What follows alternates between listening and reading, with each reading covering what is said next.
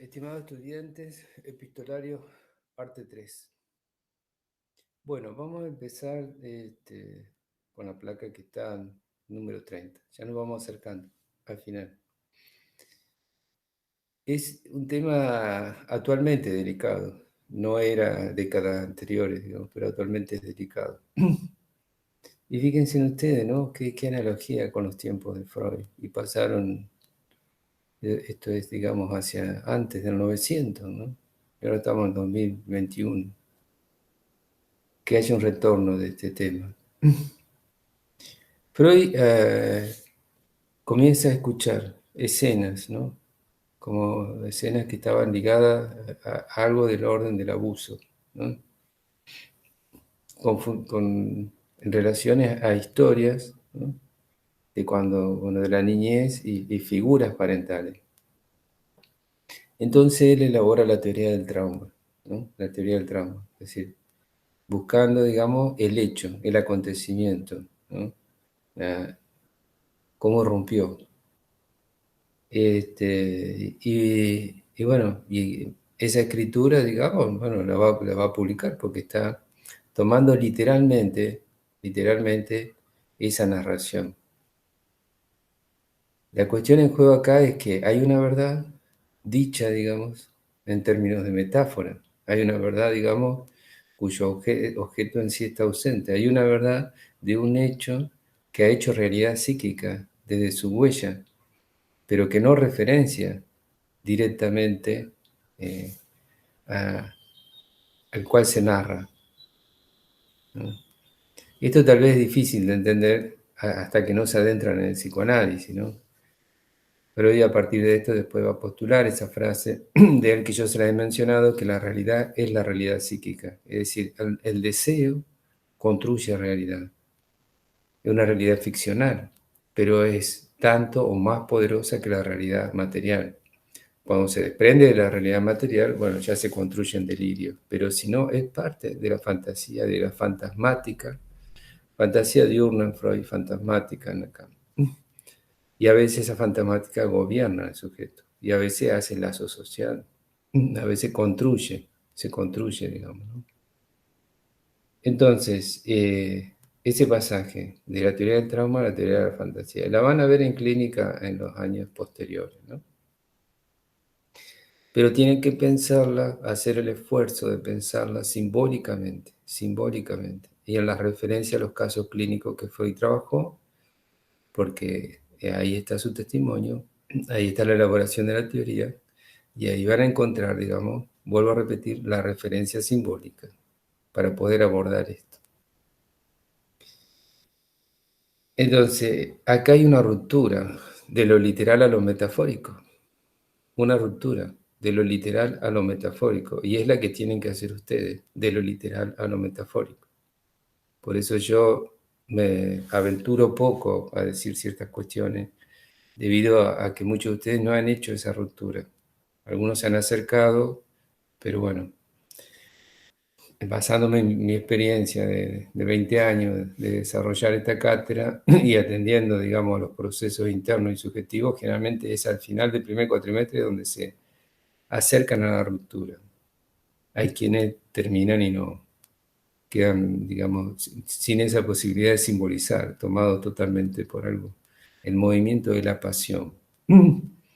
Está bien la pasión, es necesaria que nos habite, pero si alguien va a ser un profesional que quiere trabajar en orden simbólico y con el psicoanálisis, ¿sí? Tiene que poder simbolizar y poner la pasión a trabajar en relación de lo simbólico. Si no, queda capturada por lo imaginario. Y si queda capturada por lo imaginario, bueno, se va a la lógica binaria. Entonces se va a agrupar con los que si sostienen exactamente lo mismo y van a querer destruir a los que consideran que son sus rivales. Pero son construcción imaginaria porque el otro tal vez no es el rival, simplemente tiene una posición diferente. Entonces esto se termina siendo algo del orden del credo, de la fe, ¿no? Vamos a leer a Freud. Es cuando Él dice esta frase que es emblemática en el psicoanálisis, tal vez para ustedes nueva, ¿no? Cuando Freud dice, no creo más en mi neurótica, ¿no? Es decir, esa creencia que él tenía de la posición de médico, ¿no? De tomar literalmente lo que el otro decía, hasta que él advierte que lo que el otro dice, hay una verdad, pero una verdad que tal vez él la desconoce y la está ficcionando. Por eso, digamos, tenía que romper con la lógica binaria. ¿Por qué? Porque la mentira es una forma de decir la verdad en el psicoanálisis. Entonces, la mentira como ficción, no, no buscando el engaño del otro.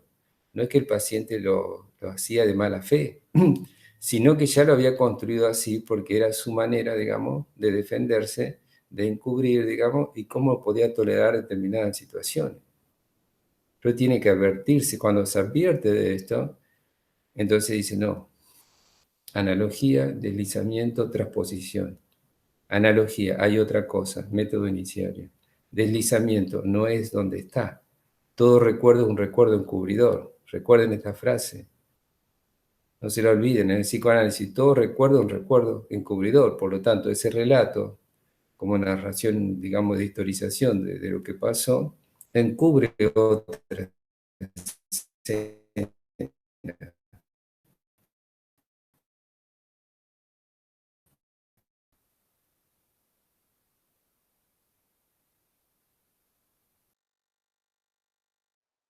Transposición, hay un vacío. Es decir, bien. Entonces, vamos a leer a Freud.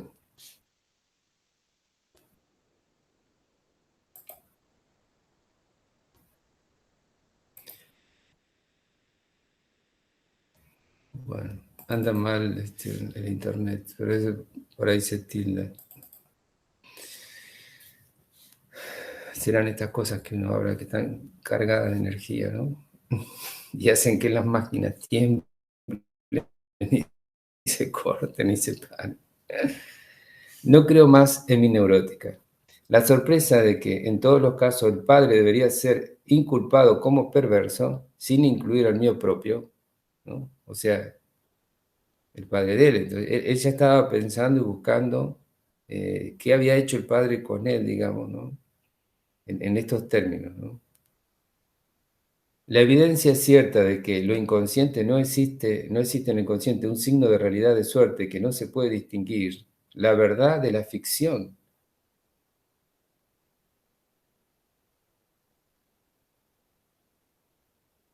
cuando está poblada de afecto. Cuando el afecto, digamos, rompemos lo binario, ¿eh? A ver, hagan el esfuerzo de la ruptura epistémica. Freud, digamos, acuña, ¿sí? esta, esta frase del odio-enamoramiento. Del amor, lo decimos al revés, del amor transmutado en odio. ¿Qué pasa cuando el amor se transmuta en odio y ese objeto que cuando es del orden del amor, ese objeto, digamos, en relación de objeto de amor, es conservado, el amor lo conserva, lo quiere conservar, ¿no? Porque lo cuida, porque lo quiere tener, porque es algo del orden de que se liga, digamos, existencialmente a su ser. Pero si hay un movimiento por algún suceso y la energía se conserva, pero se transmuta en odio, ese objeto se quiere destruir. Se quiere destruir porque la energía sigue, digamos, generando, digamos, afecto, pero es un afecto, digamos, que mueve a querer hacer desaparecer el objeto. El objeto causa de ese malestar. Es decir, porque sentiría que su vida estaría más aliviada si lo destruye. Bueno, esto es de la vida cotidiana y de las relaciones afectivas y cada uno puede pensar cómo se han dado esos movimientos, su singularidad. Entonces, fíjense, en acá no hay lógica binaria. No es que el odio por un lado y el amor por el otro. Y yo amo a todo esto y todo esto los odio. No. Al mismo, digamos, es la ambivalencia afectiva con la que Freud va a señalar algo propio del neurótico, la ambivalencia afectiva. Y en el complejo de Edipo, esto hay que pensarlo en el complejo de Edipo, porque ese amor, digamos, hacia esa función paterna y esa función materna, acá está hablando de la función paterna, pero lo podemos decir también en relación a la función materna. La escuela inglesa trabaja mucho esto. Melanie Klein mucho trabaja con o sea, hace girar casi toda la teoría sobre la madre arcaica y la relación entre la madre y la hija. Y hay que ver la biografía de la relación entre Melanie Klein y su hija, ¿no? Ahí van a descubrir muchos detalles interesantes. La envidia, los celos, la rivalidad, cómo se juegan estas pasiones. Esta cuestión, digamos, de no poderse separar del otro y tener una relación ambivalente de amor y odio hasta el final, hasta la muerte.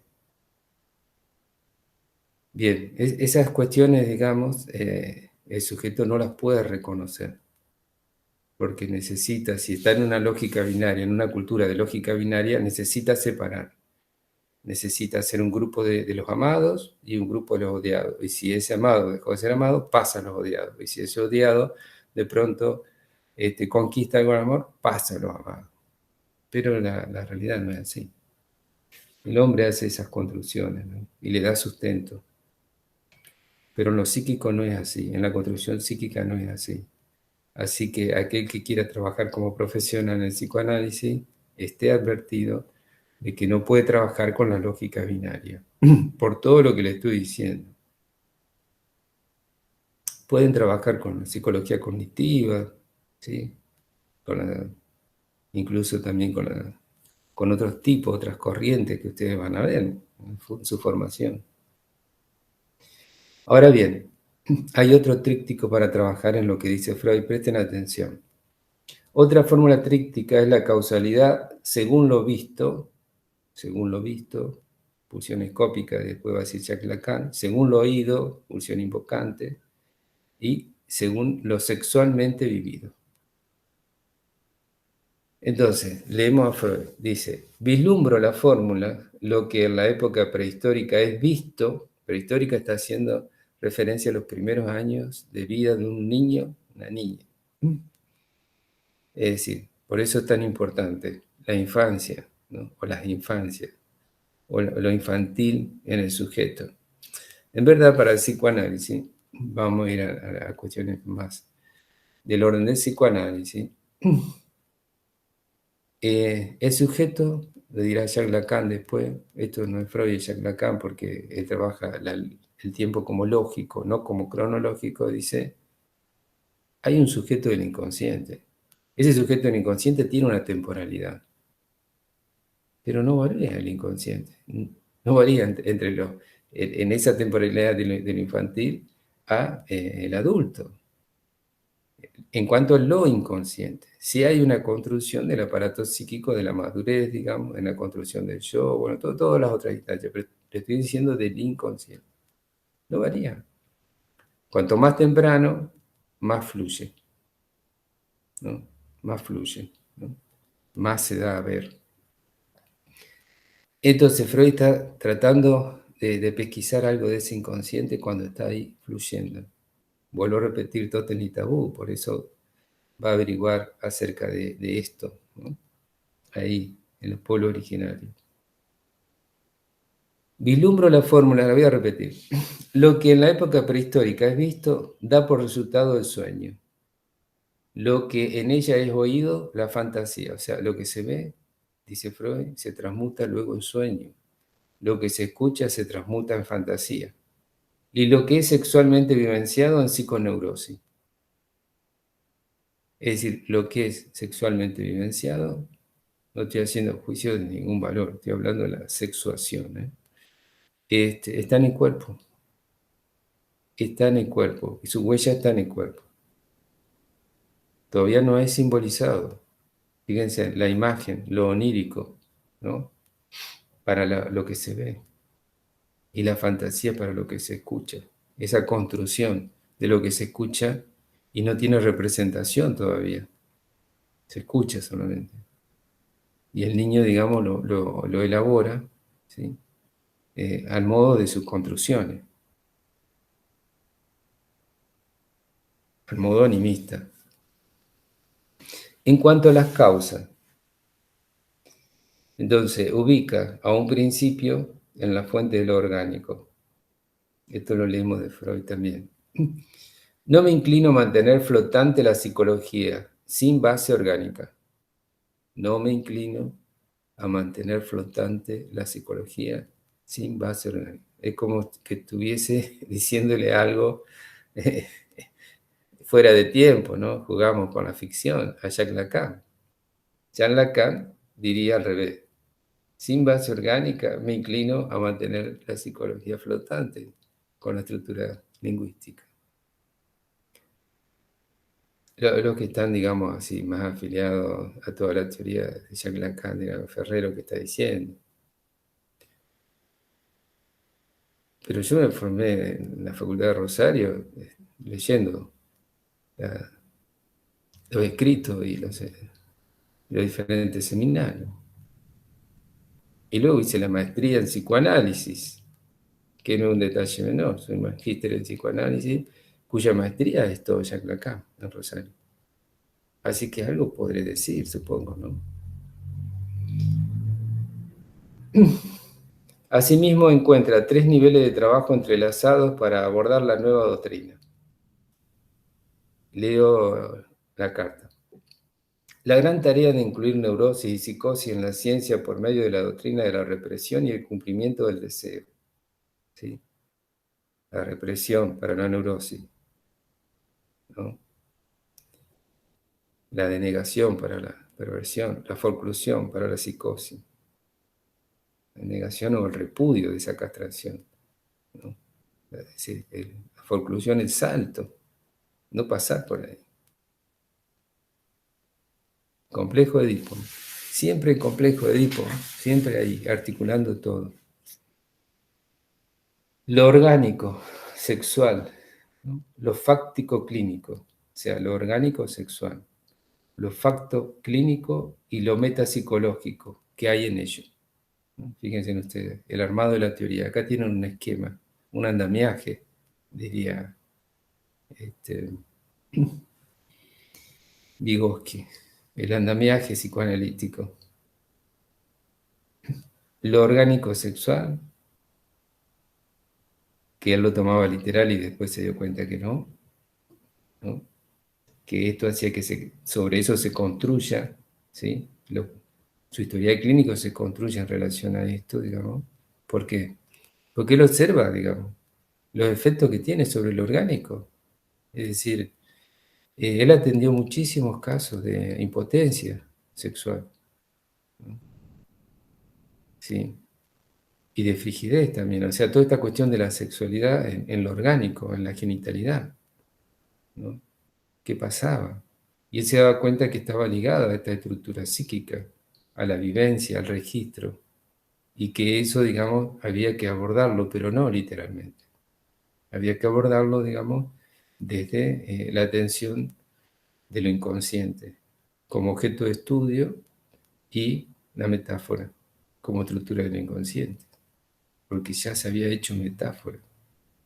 Se había hecho metáfora, entonces, ¿cómo reelaboramos esa elaboración inconsciente? Ahí está el psicoanálisis, de ese trabajo de psicoanálisis, acompañar a la reelaboración de esa elaboración. Pero hay que acercarse a esa elaboración, un desafío, ¿no? Y ahí está lo metapsicológico, la metapsicología. ¿Qué es la metapsicología? El tríptico freudiano, el corazón del esquema, de la teoría. Lo tópico, lo dinámico y lo económico, ya se lo he repetido un montón de veces. Su bruja, ¿no? Es decir, en este sentido, digamos, de cariñoso, ¿no? En el sentido, digamos, de aquella que puede advertir, de aquella que puede ver, es decir, con lo cual se puede trabajar. O sea, hay un sentido de desvelamiento, aquella que desvela, aquella que ve, aquella que anticipa, aquella que de alguna manera permite develar eso que juega irónicamente Jacques Lacan diciendo Dios es inconsciente, para señalar qué hay ahí, qué hay ahí. Este inconsciente que Freud le da la dimensión de filogenético. ¿Hay una generación? No, hay una afiliación de generación. Entonces, Hume se aventura al inconsciente colectivo, ¿no? Bueno, él tenía la ambición, digamos, de poder lograr algo con lo cual pueda ser reconocido, ¿no? Y en su epistolario está este recuerdo de un maestro, que lo que le decía un maestro, pero un maestro de laboratorio. He conservado de él una palabra de la época en que trabajé en su laboratorio, el consejo de no dedicarme nunca a pequeñeces, sino atreverme a uno de los grandes problemas de la vida. ¿Cuál es el gran problema de la vida al que se atreve Freud? La sexualidad, el descubrimiento del inconsciente. Sigan anotando, vayan pensando. Bueno, Irma, el paradigma, ¿no? Irma, el caso de Irma, el sueño, ¿no? Y esto que se hizo reconocido en el campo psicoanalítico, esta carta, ¿no? A Fliss, cuando él siente que llegó a un gran descubrimiento, ¿no? Por el cual va a ser esto que dije antes, va a ser valorado. Dice, ¿crees tú, por ventura, que en la casa alguna vez se podrá leer sobre una placa de mármol? Aquí se reveló el 24 de julio de 1895 al doctor Sigmund Freud el secreto del sueño. Freud revelando el secreto del sueño, en este secreto, en esto que yo ya les hablé, este nombre de la cifra que siempre es difícil, ¿no? Pronunciarla rápido. Trimitilamina.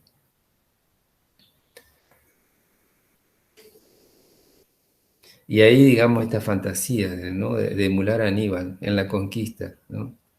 Le dice a su amigo, escribe, mi manía por Roma, ¿no? Esta cuestión cíclica, ¿no? De ir a Roma para conquistarla. Roma es amor, si uno invierte Roma, ¿no? Es el amor invertido, ¿no? Es lo que se cifra en la palabra, ¿no? No es un detalle menor. Mi manía por Roma, por lo demás, es profundamente neurótica. Se anuda a mi entusiasmo de estudiante secundario por el héroe semita Aníbal. ¿Cómo sabe que era semita Aníbal? Siempre la afiliación, ¿no? Otra frase de leer, otro párrafo de su escritura. Reconocí en el neurótico, al neurótico, y en su espíritu conquistador al equivalente erótico que hay. Bueno, y ahí sigue. Es larga, por eso no se lo voy a leer. El costo de la verdad. Aquí estoy solo en la explicación de la neurosis. Solo en la explicación de la neurosis. No quedó nadie en lo mío. Estoy hablando de esto y no queda nadie en lo mío. Sí, estamos en este siglo, digamos, ¿no? El siglo XIX, inicio del XX, donde, bueno, esta cuestión sexual era tabú. Aquí estoy con la explicación de la neurosis. Ellos me miran casi como a un monómano, hacia un delirante, a un loco. Mientras que yo tengo la clara sensación de haber tocado uno de los grandes misterios de la naturaleza, que si lo tocó, ¿no? Y lo que produjo en el contexto social, y lo que produjo en él. Ya le leí todo lo que él sentía, cada vez que tenía un descubrimiento se acercaba más a esa verdad, a ese misterio. ¿Cuánto pagó el Prometeo? ¿No? Encadenado a ese sufrimiento, con esa ave que puede ser bien, no solo el cáncer, sino el ave de lo social, digamos, ¿no? Todo el contexto, su comunidad científica, la sociedad misma, comiéndole el hígado, ¿no? Qué metáfora. Por eso, digamos, bueno, después de él, muchos vivieron, digamos, repitiendo lo que el maestro ya había conquistado, como después de todos los grandes maestros, digamos. Hay una afiliación y, bueno, eh, y se reproduce lo que ya conquistó el maestro y nadie paga el precio. Nadie paga el precio, por eso hacer una ruptura y generar un nuevo movimiento, hay que pagar el precio. Y aquellos que están en el confort, en la comodidad y en repetir, digamos, bueno. Me acuerdo una vez cuando fui a dar el curso o fui 2 veces a México, pero una vez fui por el curso de Borges. Borges me llevó a México. Y salió el tema, digamos, de psicoanálisis, digamos, en relación al lenguaje. Y en esa época, bueno, todavía hace muchos años atrás, ellos tenían un poco esta línea de que la seguían mucho los psicoanalistas ingleses, de estudiar inglés y estudiar alemán, para hacer como una cuestión erudita, de leerlo en la letra, Freud. Este, y había un par de profesores ahí con ese semblante, como que eran superiores, digamos, porque tenían acceso al lenguaje del maestro, hablaban la lengua del maestro. Y entonces yo le pregunto, ¿y cuál es la lengua materna de Freud? El alemán, me dice, con un gesto así, soberbia y superioridad porque estudiaban alemán, no sabían alemán. Y estaban seguros que era alemán. ¿Por qué? Por la afiliación de hebrea, de Freud, la afiliación hebrea de Freud, y están los registros. Aunque Freud después se hace el distraído de eso, ¿no? Incluso parece como que desconoce el idioma, porque no, él tiene un temor y lo expresa de que el psicoanálisis sea tomado como una ciencia hebrea, ¿no? Por eso, por todo el contexto del nazismo, y bueno, el nazismo lo lee así, quema su obra, y que Freud dice, bueno, quemaron la obra, en otro siglo hubiesen quemado a los hombres, y no sabe todavía todo el espanto de los campos de concentración. Y él sale ya cuando tiene que huir, digamos, ¿no? De Viena. Y no se entera, digamos, que sus hermanas, creo que eran 4 o 5, mueren quemadas, literalmente, por el nazismo, digamos, ¿no? Esta tragedia terrible. Entonces, ¿cómo no ocultar? ¿No? ¿Cómo, digamos, no preverse? ¿Cómo no ampararse? Porque la amenaza es real, la amenaza de muerte era totalmente real, digamos. Entonces, este tema de la afiliación, están las cartas, digamos, iba, digamos, a su comunidad hebrea a dar conferencias. Tenía la reunión de los miércoles con el grupo más cerrado y los viernes iba a trabajar en su comunidad, que lo apoyaba el psicoanálisis. Tal vez no toda, digamos, ¿no? Tal vez los conservadores no toda, pero sí, digamos, sin ese apoyo no, el psicoanálisis no, nadie lo conocería. El origen. Dice, una conferencia sobre la teología de la histeria en la Asociación Psiquiátrica, fíjense ustedes, nuevamente toda la resistencia, y él va a insistir ahí, fue recibida, fue recibida por los asnos, miren qué enojado que está, los asnos, le dice a los psiquiatras. Después Freud va a decir, no es la psiquiatría en sí, sino que son las singularidades de los sujetos que hacen esa ciencia. Porque después los movimientos actuales, mucha psiquiatría está, digamos, tomada, que trabaja, muchos psiquiatras trabajan desde el psicoanálisis, ¿no? No desde el paradigma médico, digamos, ¿no? Esos asnos, con frialdad, ¿no? O sea, que, y obtuve de Krafft Ebing, ¿sí? Otro compañero, ¿no? Este raro juicio. Suena como un cuento científico, dice. La ironía, ¿no? La ironía. Suena como un cuento científico. Y esto después que les había mostrado la solución de un problema milenario. El origen, bueno, lo dice en latín, el origen del Nilo. Por muchos siglos se buscaba cuál era el origen del Nilo. Él lo dice en forma alegórica, diciendo, ¿qué es lo que hace como constitutivo al sujeto? Le está mostrando que es la sexualidad, que es esta cuestión de la sexuación, ¿sí? Que no está separada del orgánico, ¿no? Estamos hablando de Freud, sexuación. Este, bueno,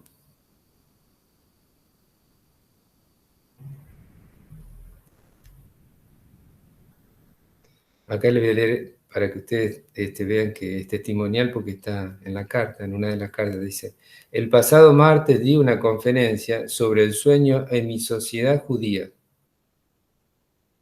en mi sociedad judía, y entre paréntesis pone, para un auditorio lego, ¿no? O sea, para la comunidad, para su comunidad, que encontró una recepción entusiasta, y el próximo martes la voy a continuar.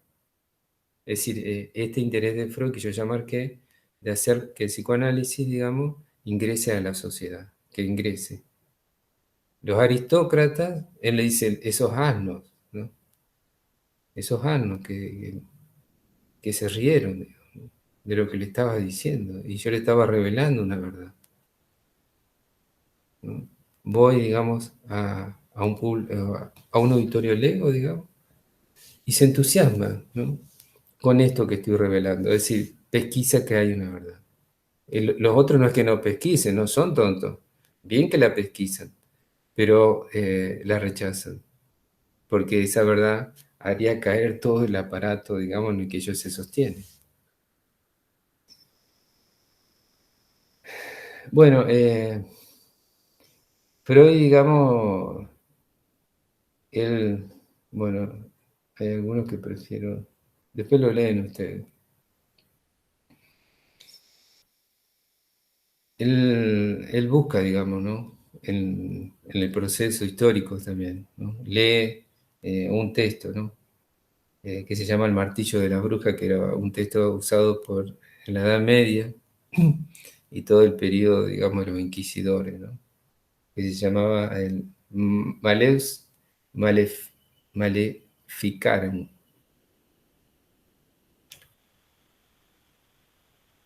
Y él dice, he encargado el Maleus Maleficarum y lo he de estudiar con ahínco. ¿Qué busca ahí?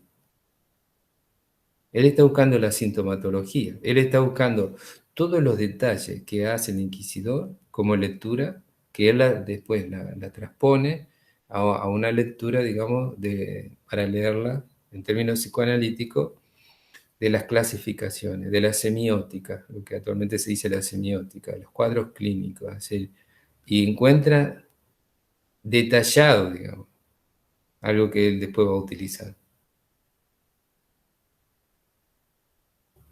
Está buscando esta cuestión de la sexualidad, le digo algo más. Y cita acá una frase, ¿no? No, disculpen, esto no, lo cito yo. Yo lo cito del texto, porque yo también lo compré, lo busqué. Lo tengo. Y entonces me llamó muchísimo la atención, porque esto lo leyó Freud. Yo digo, si esto lo leyó Freud, se detuvo acá. Porque cómo acá está advertido de la sexualidad infantil, cuando están en el texto, pero se los voy a leer en ese texto. Entonces el ángel del Señor llegó a él en una visión nocturna y pareció abrirle el vientre y arrancarle de las entrañas un tumor ardiente de carne y luego reemplazar todos sus intestinos, tales como estaban antes, y dijo, he aquí la provocación de tu carne ha sido cortada, y sabe que en este día obtuviste la perpetua pureza de tu cuerpo, de acuerdo con la oración que rezaste.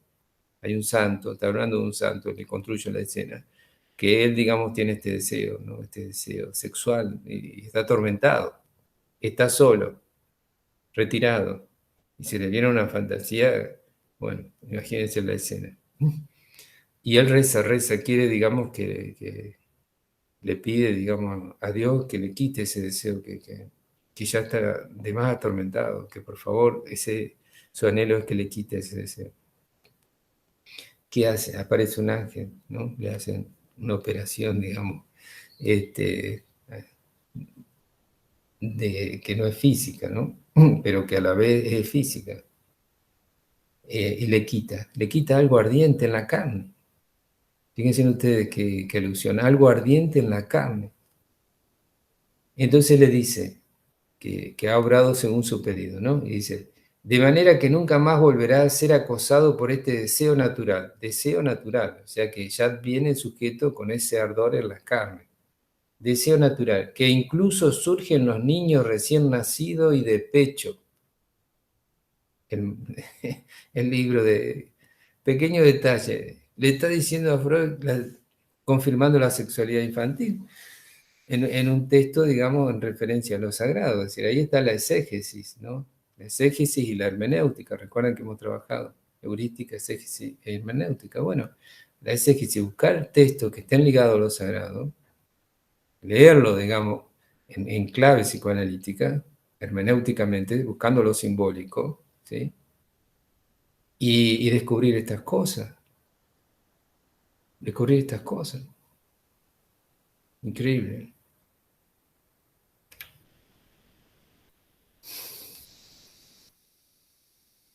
Bueno, después yo hablo de los cuadros clínicos un poco, eh, la metapsicología. No, no quiero seguir con otro audio, así que estoy adelantando y no hablando de todo. Dice, vamos a leer del epistolario, dice, un hombre como yo no puede vivir sin un caballito de batalla, sin una pasión dominante, sin un tirano. Está haciendo referencia a la metapsicología que ya tanto les he hablado. A su servicio no conozco mesura, o sea, al servicio de la ciencia que le está engendrando, el psicoanálisis no conoce mesura. Y esa ciencia está cifrada en la metapsicología, el ir más allá de lo que los otros hacían en términos de psicología. Ese ir más allá tiene el tríptico de lo tópico, esas construcciones de aparato psíquico que él va a hacer. ¿Sí? Capítulo 7, interpretación de los sueños, primera tópica del peine, en el yo y el ello, segunda tópica. Toda la economía, el juego de la economía y la dinámica para poder entender la energía, la libido desde la represión, ligada al síntoma y ligada al cuerpo. A su servicio no conozco mesura. He consumido las horas postreras desde las 11 hasta las 2. Esto ya lo leí, pero está escrito por él de nuevo. Desde las 11 hasta las 2, con ese fantasear, traducir y conjeturar. ¿No? Una repitencia. Le está escribiendo a su amigo.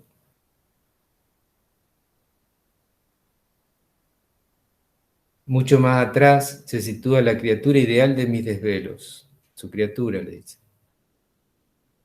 La metapsicología, ¿no? Es decir, hay toda una escena donde su erótica, digamos, y esta cuestión, digamos, de su construcción y esto que engendra. La sensación de placer, opino, sería más una sensación de descarga, ¿no?, que de intoxicación.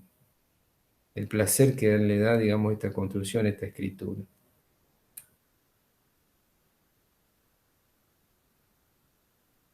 Bueno, la pulsión olfativa. Lo advertido que él estaba, dice, alterado papel de las sensaciones olfativas, ¿sí? Y ahí está el tema de la marcha erecta, ¿no? La bipedestación, o sea, pararse. Marcha erecta, nariz levantada del suelo, con lo cual se vuelven repelente una cantidad de sensaciones antes interesantes que se adherían a la tierra. En los animales estas zonas sexuales siguen en vigencia y gobiernan sus sentidos. Es decir, el hombre sería un animal, estaría gobernado por esos sentidos. El hombre no deja de ser un animal, no hay que pasó, pegó un salto, digamos, pero bueno, hace su esfuerzo. Por eso también el psicoanálisis utiliza esta frase, el cachorro humano, ¿no?, para esos inicios del gateo, ¿no? Si es que en alusión el hombre no sigue en un gateo eterno, ¿no? La sustancia, fíjense ustedes, la relación de la sexualidad, nuevamente la sexualidad y lo femenino.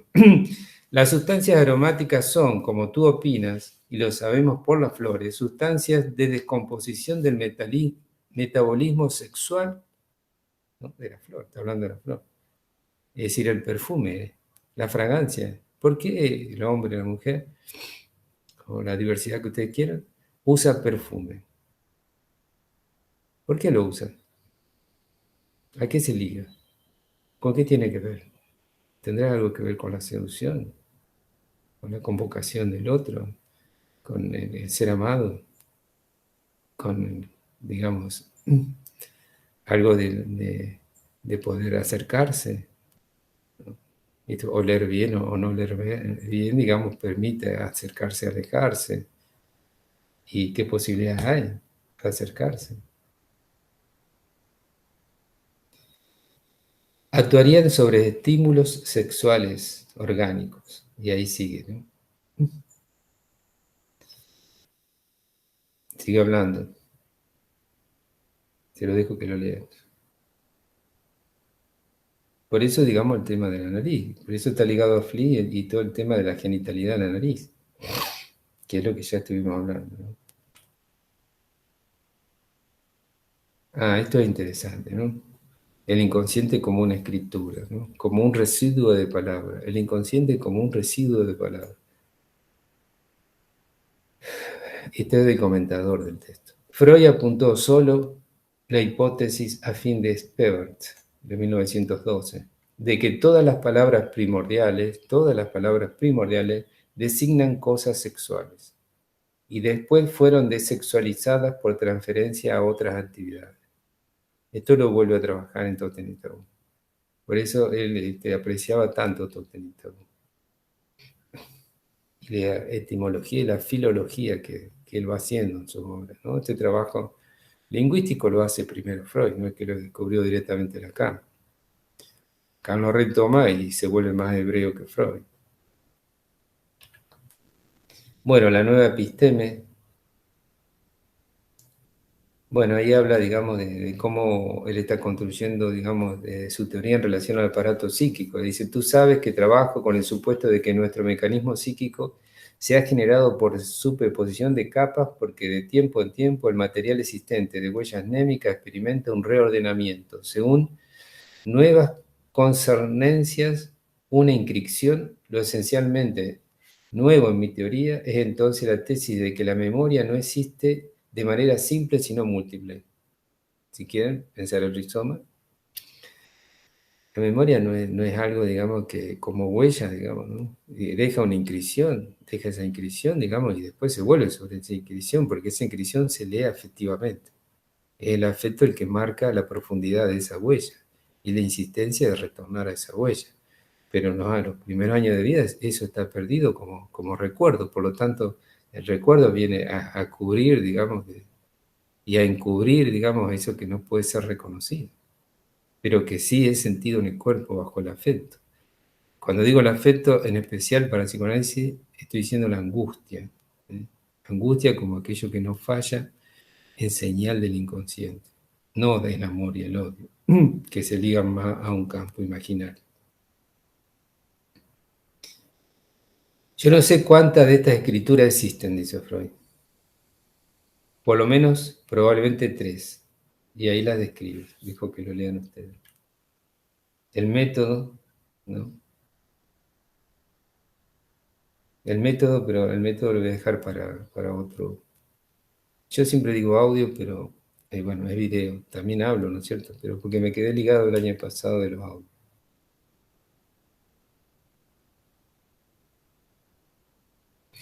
Una antigua fantasía de mi parte, que me gustaría recomendar a tu sentido de rastreo lingüístico. O sea, está trabajando lingüísticamente con Fliss.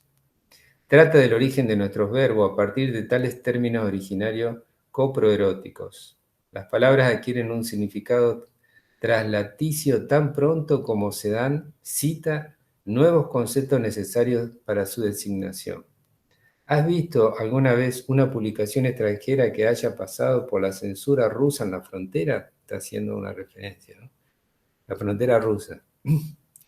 Palabras, frases enteras, oraciones tachadas con negro, de modo que el resto se vuelve incomprensible. Es una analogía de cómo trabajaría la represión, ¿no? Analogía con la frontera rusa.